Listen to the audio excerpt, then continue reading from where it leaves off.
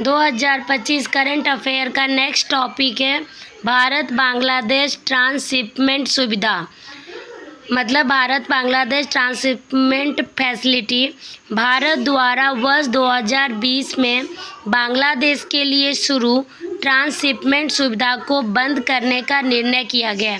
Transshipment सुविधा मतलब क्या है कि भारत बांग्लादेश जो दूसरे देशों में व्यापार करेगा उसके लिए वो हमारे भारत के रास्ते होके जाएगा और जिससे कि उसको कम टाइम लगेगा और भारत बिना टैक्स लिए उसको ये फैसिलिटी दे रही थी। बट कुछ ऐसा रीजन है जिसके कारण भारत ने बांग्लादेश से का ये जो रूट है वो बंद कर दिया है। तो अभी ट्रांसशिपमेंट फैसिलिटी है क्या उसके बारे में देख लीजिए। तो ट्रांसशिपमेंट सुविधा का अर्थ एक देश को दूसरे देश के माध्यम से अपने माल या वस्तुओं को तीसरे देश तक पहुंचाने की अनुमति देना है। मतलब कि हमारा जो भारत है वो बांग्लादेश को उसकी जो वस्तुएं हैं उसकी जो माल है उसको दूसरे देश जैसे कि नेपाल, भूटान ये सब देशों में पहुंचाने की अनुमति देता था। ट्रांसशिपमेंट सुविधा एक लॉजिस्टिक प्रक्रिया है जिसमें एक देश के बंदरगाह या हवाई अड्डे से वस्तुओं को अन्य देश के पुनः भेजा जाता है। यह सुविधा बांग्लादेश के तैयार माल के निर्यात को आसान एवं सस्ता बनाता है। मतलब इससे जो माल है जो वस्तु है वो सस्ती हो जाती है।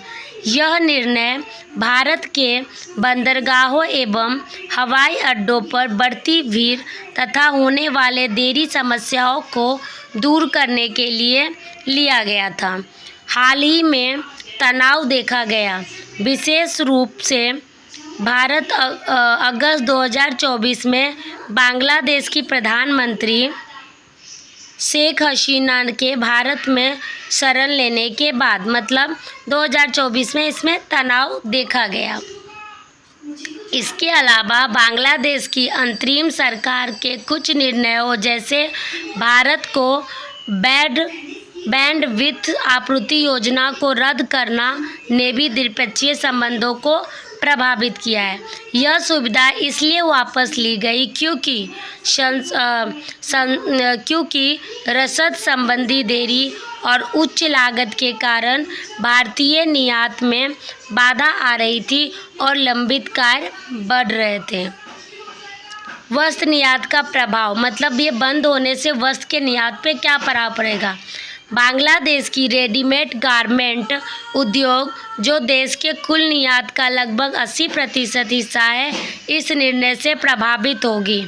भारत के माध्यम से बांग्लादेश ने 5 महीने में 35,900 टन से अधिक परिधान उत्पादों को निर्यात किया था जिनका मूल्य लगभग $462.34 मिलियन था।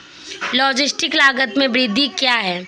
भारत के माध्यम से ट्रांसशिपमेंट की सुविधा समाप्त होने से बांग्लादेश को वैकल्पिक मार्गों का उपयोग करना पड़ेगा जिससे लॉजिस्टिक लागत में वृद्धि होगी और प्रतिस्पर्धात्मक असर पड़ेगा। मतलब अभी भारत ने उनका रास्ता बंद कर दिया है जिससे वो लॉन्ग रूट का यूज करेंगे और लॉन्ग रूट का यूज करने से उनको ज़्यादा टैक्स देना पड़ेगा जिससे उनकी वस्तुएं महंगी हो जाएगी।